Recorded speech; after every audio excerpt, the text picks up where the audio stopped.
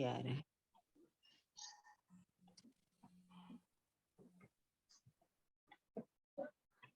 आर्य भाषाओं को पढ़ रहे थे हम लोग, मध्यकालीन आर्य भाषाओं को। पिछली क्लास में हम लोगों ने पढ़ा था।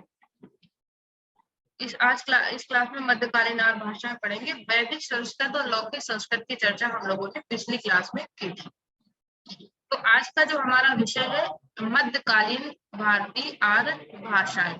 ठीक है, तो मध्यकालीन भारतीय आर्य भाषाओं की बात करें तो ये संस्कृत की, कहते हैं कि संस्कृत की रचनाएं 12वीं 13वीं शताब्दी तक या कुछ मात्रा में कहें तो 19वीं शताब्दी तक हम मिलते हैं।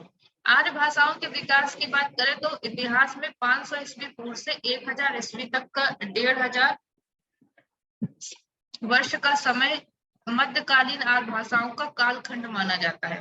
3 इसके उपखंड हुए। पाली काल, जो हमने इसका समय देखा, और 500 से 0 तक, और प्राकृत काल 0 से 500 ईस्वी, और अपभ्रंश काल 500 ईस्वी से 1000 ईस्वी तक का समय था, वो अपभ्रंश काल का। अब इन तीनों को डिटेल में समझेंगे। पाली भाषा की बात करें, ये भी सिलेबस से संबंधित होता है। तो पाली भाषा लोक भाषा से विकसित प्राकृत थी। इसका जो केंद्र था, अगर कहें तो इसमें भी लेकर विद्वानों में पर्याप्त मतभेद मिला। यानी ग्रियर्सन पाली भाषा को मगध की भाषा बताते हैं। ठीक है, ग्रियर्सन इसको मगध की भाषा बताते हैं। ओल्डेनबर्ग कर्लिंग की भाषा बताते हैं पाली को।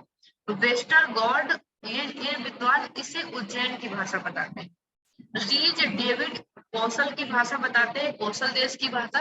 लेकिन अगर बात की जाए भाषा वैज्ञानिक दृष्टि से तो ये पाली भाषा मध्य देश की भाषा सिद्ध होती है। ठीक है, कहाँ की भाषा थी? मध्य देश की। और सौर सैनिक की पूर्वज इसको कह सकते हैं। सौर सैनिक की पूर्वज और मध्य देश की भाषा पाली है। पाली की बात करें तो पाली भाषा में ध्वनियों और रूपों को लेकर काफी सरलता आई। जो ये री और री ध्वनियां थी लुप्त हो गई। इसमें संयुक्त स्वर ए ओ की जगह समान स्वर ए ओ आ गए, ए ओ आ गए। ठीक है, और विसर्ग समाप्त हो गया पाली में आकर। लोक भाषाओं की प्रवृत्ति के अनुसार शा और सा का स्थान दंत सा ने ले लिया, यानी इनके स्थान पर इस सा का प्रयोग दंत सा का होने लगा।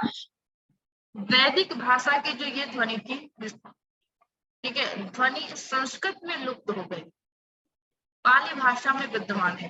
यानी कि वैदिक भाषा में ये ध्वनि जो संस्कृत में थी ये लुप्त हो गई थी। ठीक है, वैदिक भाषा की ध्वनि, लेकिन संस्कृत में आते आते लुप्त हो गई, लेकिन पाली भाषा में ये ध्वनि आपको मिलेगी। रूपों में सरलीकरण और भी तेज हुआ। द्विवचन नहीं रहा इसमें, यानी व्यंजनांत शब्द नहीं रहे।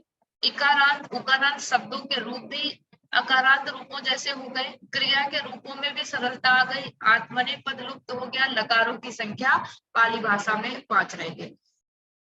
तो बात करें तो पाली भाषा बौद्धों की धर्म भाषा बन गई। बौद्ध ग्रंथ किसमें लिखे गए? पाली में लिखे गए। और इसका प्रसार ब्रह्मदेश, श्रीलंका, तिब्बत और अन्य बौद्ध देशों तक हो गया। ठीक है, फिर बात आती है प्राकृत भाषा की। प्राकृत शब्द की व्युत्पत्ति प्रकृति से हुई, जिसका अर्थ है स्वाभाविक भाषा। प्रकृत मतलब स्वाभाविक भाषा, यानी यह शब्द व्याकरण द्वारा संवारी गई भाषा, यानी संस्कृत की तुलना में जन भाषा के अर्थ में प्रयुक्त हुआ प्राकृत का। यानी व्यापक अर्थों में आर्य भाषाओं के द्वितीय चरण की 3 भाषाएं जो थी, पाली, प्राकृत और अपभ्रंश, ये प्राकृत कहलाती हैं। परंतु सीमित अर्थों की अगर बात करें तो प्राकृत नाम साहित्यिक प्राकृतों के लिए प्रयुक्त होता है। भाषा वैज्ञानिक सिद्धांत है कि साहित्यिक भाषाएं और भाषा का कृत्रिम रूप होती हैं, उससे जन भाषा का विकास नहीं होता है। ठीक है, तो प्राकृत की बात करें तो इनके जन भाषा होने की संभावना इस बात से पुष्ट होती है कि जैन और बौद्धों ने अपने अपने धर्मों को लोकप्रिय बनाने के लिए लोक भाषाओं को अपनाया। बौद्ध की भाषा क्या थी? बौद्ध धर्म की पाली। तो जैनों ने अपनी भाषा अर्धमागधी मानी। और भास, कालिदास, भवबोध जैसे जो नाटककार हुए, उन्होंने निम्न वर्ग के पात्रों के जो संवाद रखे वो प्राकृत में लिखे, है ना। कहते ना अभिजात कुल की भाषा थी संस्कृत, और निम्न वर्ग के जो पात्र थे, ठीक है, उनकी भाषा लोग प्राकृत रखते थे।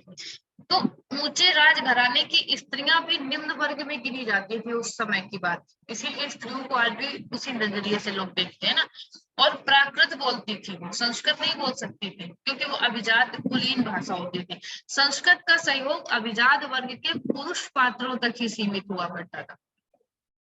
ठीक है, साहित्य तक में आप देख सकते हैं कि इस तरह की स्थिति देखने को मिली स्त्रियों के साथ या अन्य वर्ग के साथ भी। ठीक है, साहित्यिक प्राकृत की बात करें तो 5 साहित्यिक प्राकृत मानी गई: महाराष्ट्री, शौरसेनी, मागधी, अर्धमागधी और पैसाची।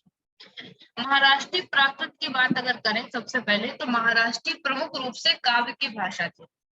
ठीक है, महाराष्ट्रीय जो थी काव्य की भाषा थी। संस्कृत नाटकों में श्लोकों और पद्यों में इसका पद्यों में प्रयोग होता था। प्रसिद्ध मुक्तक काव्य हाल कवि की जो गाथा सप्तशती है वो महाराष्ट्रीय भाषा में है। प्रवर सेन का नाटक रावण बहू, वाकपति का गरुड़ बहू, हेमचंद्र का कुमारपाल चरित्र महाराष्ट्रीय प्राकृत की ये उल्लेखनीय रचनाएं हैं। ठीक है, तो इनको आप याद रख सकते हैं। तो महाराष्ट्र की भाषा थी। मराठी का विकास इसी के उत्तरवर्ती रूप से होता है। मदन मोहन घोष जी लिखते और सुकुमार सेन जैसे जो विद्वान है महाराष्ट्र का अर्थ संपूर्ण आर्य भारत मानते हैं और शौरसेनी का उत्तरवर्ती रूप से मानते हैं। ठीक है, तो भाषा वैज्ञानिक दृष्टि से अगर हम बात करें तो महाराष्ट्री मराठी की ही पूर्वज भाषा सिद्ध होती है। प्राकृत के लिए पाऊ शब्द में री की जगह उ होना पूर्वकालिक क्रियाओं के रूप में ये प्रत्यय लगाकर महाराष्ट्र भाषा होने के इसके प्रमाण मिलते हैं। ठीक है, फिर शौरसेनी प्राकृत की बात करें महाराष्ट्र के बाद, ये सूरसेन प्रदेश की भाषा थी जिसका केंद्र क्या था, मथुरा था। प्राकृत का काफी परिनिष्ठित रूप थे ये। शौरसेनी भाषा मध्य देश की प्राकृत होने के कारण ये संस्कृत से प्रभावित थी। संस्कृत नाटकों में ये गद्य संवादों की भाषा थी। जैन ग्रंथों में शौरसेनी का प्रयोग मिलता है और प्राकृत में शौरसेनी सबसे प्राचीन भाषा है। अश्वघोष के नाटकों में जिनका समय था लगभग 100 ईस्वी के आसपास शौरसेनी का प्रयोग देखने को मिलता है और इसी की अवंती, आभीरी ये सभी इसी की शाखाएं हैं। फिर मागधी की बात करें, मागधी साहित्यिक प्राकृतों में सबसे कम प्रचलित भाषा जो थी वो मागधी थी। कोई स्वतंत्र रचना इसकी उपलब्ध नहीं होती है। मागधी पाटलिपुत्र और आसपास के क्षेत्रों में की भाषा थी। शूद्रक के मृच्छकटिक प्रभृति संस्कृत नाटकों के में निम्न पात्रों के संवादों में इसका प्रयोग मिलता है और श्रीलंका में बौद्ध ग्रंथों की भाषा को मागधी कहते हैं, परंतु वहां की जो भाषा है वो पाली है। अर्धमागधी की बात करें तो अर्धमागधी का क्षेत्र वही था जो आज पूर्वी हिंदी का है और इसका केंद्र क्या था, अवध प्रदेश था। जैनों ने इसे धर्म भाषा के रूप में अपनाया और आर्य भाषा कहकर इसको सर्वोच्च सम्मान दिया अर्धमागधी को। ठीक है, तो अर्धमागधी में प्रचुर मात्रा में गद्य और पद्य साहित्य लिखा गया। आचार्य विश्वनाथ ने इसे श्रेष्ठ पुत्रों की भाषा कहा है। मुद्रा राक्षस के कुछ संस्कृत नाटकों में इसका प्रयोग मिलता है। फिर पैसाची प्राकृत की बात करें तो पश्चिमोत्तर भारत में यानी वर्तमान पाकिस्तान और अफगानिस्तान जो पैसाची भाषा का क्षेत्र हुआ करता था। पिशाच एक प्रकार की जाति थी जिसका उल्लेख महाभारत में हुआ है और यह शब्द भूत प्रेत के अर्थ में रूढ़ हो गया। अज्ञानवश पैसाची को भूत भाषा भी कहा गया। संस्कृत नाटकों में यत्र तत्र इसका प्रयोग हुआ। स्वतंत्र ग्रंथों में गुणाढ्यकृत बृहत कथा ये पैसाची की एक उल्लेखनीय रचना मिलती है। ठीक है, तो प्राकृत की भाषा वैज्ञानिक विशेषताओं की अगर बात करें प्राकृत की, तो प्राकृत भाषाएं लगभग 700-800 वर्षों तक संपूर्ण भारत की उत्तर भारत की विशेषता जन भाषाएं रही। उपयुक्त जो 5 हमने पढ़ी महाराष्ट्री, शौरसेनी है ना, और ये सभी प्राकृत जो पढ़ी, इनके अतिरिक्त वाहलिकी, शाकारी, ढक्की, शाबरी या सबरी, चांडाली, आभीरी, अवंती, गौड़ी आदि कई प्राकृतों का उल्लेख काव्यशास्त्र और व्याकरण ग्रंथों में मिलता है। तो ये भाषाएं अपनी धन्वात्मक और पदात्मक विशेषताएं, इनकी अपनी अपनी धन्वात्मक और पदात्मक विशेषताएं थी। ठीक है, फिर भी प्राकृतों की कुछ सामान्य विशेषताओं की बात करें तो संस्कृत की री और री ध्वनियां मध्यकालीन आर्य भाषाओं के प्रथम चरण में ही लुप्त हो गई थी। री केवल लिखित रूप में शेष थी, प्राकृतों में उसका कोई लिखित रूप भी समाप्त हो गया। और उसकी जगह स्थान भेद से कहीं उ और कहीं ई और कहीं आ हो गए थे। पाली में श और श नहीं थी, किंतु प्राकृतों में मागधी में विशेषतया श और पैसाची में श और श ये दोनों देखने को मिलते हैं। ध्वनि परिवर्तन भी इसमें तीव्र गति से हुआ। संयुक्त अक्षरों में कम बल वाला वर्ण लुप्त हो गया, उसकी जगह दूसरे वर्ण का द्वित्व हो गया।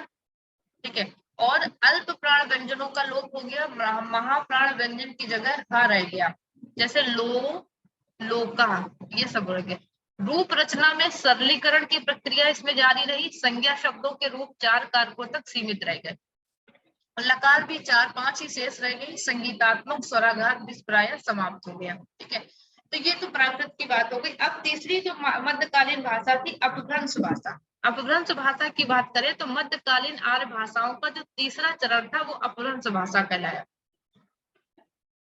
अपभ्रंश का प्राचीनतम रूप जो मिला कालिदास के नाटक विक्रमोर्वशीयम के 4थे अंक में, पुरूरवा के उन्माद वचनों में इसका प्रयोग मिलता है। 500 ईस्वी के बाद अपभ्रंश में प्रचुर साहित्य लिखा गया, जिसमें स्वयंभू का पौंचर्य है ना, ये अपभ्रंश की रचनाएं हैं जो इंपॉर्टेंट है। पुष्पदत्त का 63 महापुरा से गुणालंकार, अध्ययमाण का संदेश रासक, अध्ययमाण का, ये उत्कृष्ट साहित्यिक रचना है जो अपभ्रंश में लिखी गई। इसी स्वयंभू को अपभ्रंश का वाल्मीकि भी कहते हैं। अपभ्रंश के क्षेत्र की बात करें, इसका विकास गुजरात और राजस्थान में हुआ। डॉक्टर हरदेव बहारी कहते हैं कि अपभ्रंश अन्य प्राकृतों की समकालीन भाषा थी। 4वीं शताब्दी के कालिदास के नाटक में अपभ्रंश का प्रयोग उनकी मान्यता की पुष्टि करता है, यानी 4वीं शताब्दी की भाषा थी और कहते हैं प्राकृतों की समकालीन भाषा थी अन्य प्राकृतों की। तो ये पता चलता है क्योंकि कालिदास के नाटकों में इसका प्रयोग मिलता है। ठीक है, तो अपभ्रंश की ध्वन्यात्मक और पदात्मक विशेषताएं उससे उत्तरवर्ती भाषा सिद्ध करती है। अपभ्रंश उकार बहुला भाषा है। संज्ञा विशेषण क्रिया के अकारांत रूप उसमें उकारांत हो गए, जैसे कंतु, कांत, अंगु, अंग, नयरु, ऐसे करके हो गया इसमें। कम बल वाले व्यंजनों के लोप की प्रक्रिया प्राकृतों में आरंभ हो गई। अपभ्रंश में ये प्रवृत्ति और भी व्यापक हो गई। ठीक है, प्राकृतों में संयुक्त व्यंजनों की जगह द्वित्व व्यंजनों का प्रचलन प्रारंभ हुआ। कई जगह संयुक्त व्यंजनों में एक का लोप और पूर्ववर्ती स्वर को दीर्घ करने की प्रवृत्ति मिली। रूप रचना में अपभ्रंश और सरल हो गई। संज्ञाओं के रूप 3 कारकों तक सीमित रह गए। स्पष्टता के लिए सहु, सौ मतलब 60, यही मतलब को, ऐसे तरह का प्रयोग होने लगा। अब बात आती अपभ्रंश के भेद की। अपभ्रंश के भेद में भी भाषा वैज्ञानिकों का अलग अलग मत मिलता है। मार्कंडेय ने प्राकृत सर्वस्व में अपभ्रंश के 3 भेद माने, नागर, उपनागर और ब्राचर। अपभ्रंश मार्कंडेय जी के अनुसार। पुरुषोत्तम जी ने प्राकृत अनुशासन नामक अपने ग्रंथ में इन भेदों के अतिरिक्त पांचाली, वैदर्भी, लाटी, औड्री, कैकेयी, गौड़ी तक ये अनेक स्थानीय भेदों का उल्लेख किया अपभ्रंश के। प्राकृत सर्वस्व के 3 भेद अपभ्रंश के साहित्यिक रूपों पर आधारित है और प्राकृत अनुशासन के भेद पांचाली, वैदर्भी ये अपभ्रंश की बोलियां और उपबोलियों के नाम हैं। तो नागर अपभ्रंश की बात अगर करें, नागर अपभ्रंश का क्षेत्र वही था जो आज पश्चिमी हिंदी, राजस्थानी और गुजराती का है। ये क्या था? अपभ्रंश का एक परिनिष्ठित रूप था नागर अपभ्रंश। अपभ्रंश का अधिकतर जो साहित्य था थोड़े बहुत स्थानीय प्रभाव के साथ इसी भाषा में उपलब्ध था नागर अपभ्रंश में।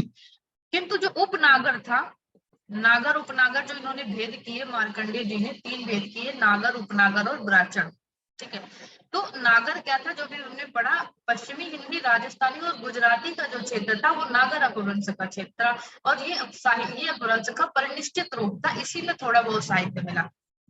उपनागर का जो क्षेत्र था इस विषय में बहुत कुछ स्पष्ट स्थिति नहीं है, मतलब मिलता। पुरुषोत्तम ने इसकी बोलियों में मध्य भारत की वैदर्भी से लेकर पश्चिमोत्तर भारत की कैकेयी तक इसको समेट लिया और श्रीलंका की सिंघली को भी उन्होंने उपनागर अपभ्रंश की बोली माना। ठीक है, सिंघली को, श्रीलंका की जो है। तो नागर अपभ्रंश के स्थानीय बोलियों से प्रभावित रूप को एक तरह से उपनागर कहा जाता, ऐसा अनुमान लगाते हैं। तीसरा आता है इसका रूप अपभ्रंश का ब्राचर अपभ्रंश। ब्राचर अपभ्रंश पैशाची प्राकृत की उत्तराधिकारी थी। सिंधी, लहंदा और पंजाबी भाषाओं का विकास इसी अपभ्रंश से हुआ। कुछ भाषा वैज्ञानिक इसका क्षेत्र केवल सिंध प्रदेश को मानते हैं, किंतु भाषा वैज्ञानिक दृष्टि से सिंधी, लहंदा और पंजाबी एक ही स्रोत से उत्पन्न भाषाएं हैं। ब्राचर अपभ्रंश से कौन कौन सी भाषाएं हुई? सिंधी, लहंदा और पंजाबी, ये ब्राचर अपभ्रंश से हैं। ठीक है, तो ये सारी इंपॉर्टेंट चीजें हैं, अक्सर परीक्षा में इस तरह के क्वेश्चन मिलते हैं। तो 3 अपभ्रंशों के अतिरिक्त सुनीत कुमार चटर्जी ने अपभ्रंश के एक भेद खस अपभ्रंश की भी चर्चा करी। खस अपभ्रंश इसमें चटर्जी जी क्या करते हैं, इसे जो नेपाली है, कुमाऊनी और गढ़वाली का स्रोत माना, यानी पहाड़ी भाषा जो है उसका स्रोत खस अपभ्रंश को माना, नेपाली, कुमाऊनी और गढ़वाली। ठीक है, तो भोलानाथ तिवारी लेकिन कहते हैं कि एक ये भाषाएं भी पश्चिमी अपभ्रंश से निकलती हैं। वो ये कहते हैं कि पश्चिमी अपभ्रंश से विकसित खस को केवल एक बोली वो मानते हैं, अपभ्रंश नहीं मानते हैं। ठीक है, तो उपलब्ध साहित्य के आधार पर अपभ्रंश के जो रूप स्वीकार किए जा सकते हैं, तो पहला हमने पढ़ा पश्चिमी या नागर अपभ्रंश, जिसका क्षेत्र क्या था? पश्चिमी हिंदी, राजस्थानी और गुजराती भाषाओं तक सीमित था। ये अपभ्रंश का मानक रूप था। मुनि राम सिंह हो गए, देवसेन, हेमचंद्र सूर्य, ये जैन मुनियों की जो रचनाएं हैं इसी नागर अपभ्रंश में मिलती हैं। ठीक है, फिर दूसरा था मध्य देशीय अपभ्रंश। मध्य देशीय अपभ्रंश जिसका क्षेत्र अवध माना गया। स्वयंभू का महाकाव्य पौचरित जो है और रिठेड़ जो ये रचनाएं हैं ये अपभ्रंश में लिखी गई, ये मध्य देशीय अपभ्रंश में आप कह सकते हैं लिखी गई। फिर तीसरा इसका प्रकार आता है दक्षिणी या महाराष्ट्रीय अपभ्रंश। महाकवि पुष्य दंत का 63 महापुरुष गुणालंकार और कनकामर मुनि का करकंड चरु इसी भाषा की रचनाएं हैं उल्लेखनीय, और ये महाराष्ट्रीय प्राकृत से विकसित भाषा नहीं थी। दक्षिणी या महाराष्ट्रीय अपभ्रंश कहते हैं, महाराष्ट्रीय प्राकृत से विकसित नहीं थी। महाराष्ट्रीय प्राकृत प्रायः संपूर्ण भारत की साहित्यिक भाषा थी, वो केवल महाराष्ट्र तक सीमित नहीं थी। ठीक है, तो ये इनकी जो कनकामर मुनि की करकंड चरुट और 63 महापुरुष गुणालंकार पुष्यदंत की ये दक्षिणी या महाराष्ट्रीय अपभ्रंश में लिखी हुई है। फिर चौथा रूप आता है पूर्वी अपभ्रंश। पूर्वी अपभ्रंश का जो क्षेत्र था बंगाल, असम, बिहार और उड़ीसा था। सरहपा, सबरपा, कान्हपा, अन्य सिद्धों की जो रचनाएं थी वो पूर्वी अपभ्रंश में है। ठीक है, फिर आता है पांचवा पश्चिमोत्तरी अपभ्रंश। पश्चिमोत्तरी अपभ्रंश जिसका क्षेत्र मुल्तान के आसपास का प्रदेश था, मुल्तान यानी पाकिस्तान। अपभ्रंश की सबसे पश्चिमी उत्तर अपभ्रंश की जो सबसे लोकप्रिय रचना है अध्ययमाणिका संदेश रासक, इसी भाषा का काव्य है ये। ठीक है, एक महत्वपूर्ण रचना है। तो ये 5 अपभ्रंश के 5 रूप मिले जिनसे इन भाषाओं का विकास हुआ। ठीक है, तो भाषा वैज्ञानिक स्वरूप पर ये सारा विवेचन जो हमने पढ़ा आधारित था, और अपभ्रंश 5वीं से 14वीं शताब्दी तक प्रायः संपूर्ण भारत की साहित्यिक भाषा थी, हम ये बात स्वीकार कर सकते हैं। ठीक है, जो अपभ्रंश थी 5वीं से 14वीं शताब्दी तक संपूर्ण भारत की साहित्यिक भाषा थी। अब हम शुरुआती साहित्य पढ़ते हैं तो हम यही से तो पढ़ते हैं, यही सारी रचना मिलती है। स्थानीय बोलियों के प्रभाव के कारण उसके जो भेद हो गए, ये 5 भेद हुए। ठीक है, और अपभ्रंश कालीन जन भाषाओं का स्वरूप भी वही होगा तो अपभ्रंश साहित्य में उपलब्ध है। तो आज की तरह उस समय भी अलग अलग प्रदेशों की भिन्न भिन्न बोलियां प्रचलित रही होंगी, इसी कारण ये हमारे अपभ्रंश के भेद भी सामने आते हैं। तो ये अपभ्रंश की बात हो गई। अब आती अवहट भाषा। अवहट भाषा क्या है? अवहट भाषा को भाषाविद अपभ्रंश और देसी भाषाओं के बीच की संक्रांतकालीन भाषा मानते हैं। ठीक है, अध्ययमाण का संदेश रास्ता जिसका समय है 12वीं शताब्दी का, विद्यापति की कीर्तिलता 14वीं शताब्दी, प्राकृत पेंगलम की टीका 16वीं शताब्दी, और ये जो उत्तरवर्ती ग्रंथ है इनकी सबकी जो तत्कालीन भाषा के लिए अवहट शब्द का प्रयोग देखने को मिलता है। ये सब इसमें अवहट में ही लिखी गई है। विद्यापति ने स्पष्ट रूप से ये पंक्ति ही बताई, देसिल बैला सब जन मिठा, तैसन जपो औहठ, है ना, औहट का प्रयोग किया। देसी भाषा सबको अच्छी लगती, प्रिय लगती, इसलिए ये कथा औहट में कहता हूँ। जो विद्यापति की मोस्ट इंपॉर्टेंट पंक्ति भी है, ठीक है, तो वो इसका जिक्र करते हैं।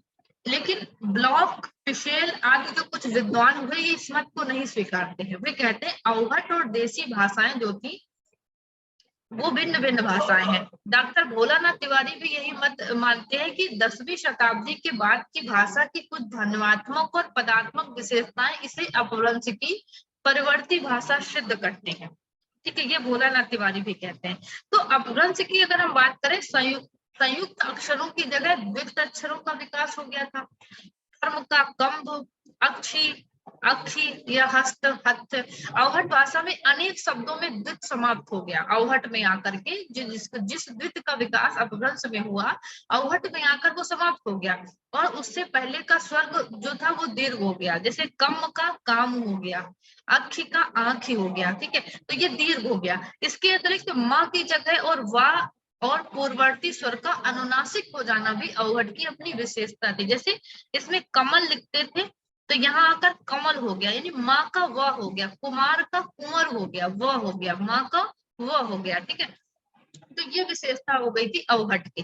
पदात्मक विशेषताओं में लुप्त विभक्ति का प्रयोग और प्रसर्गों का प्रयोग प्रचलन ध्यान आकर्षित करता है इसमें, और क्रिया के रूप में प्रदंतों का प्रयोग भी अवहट में बढ़ा।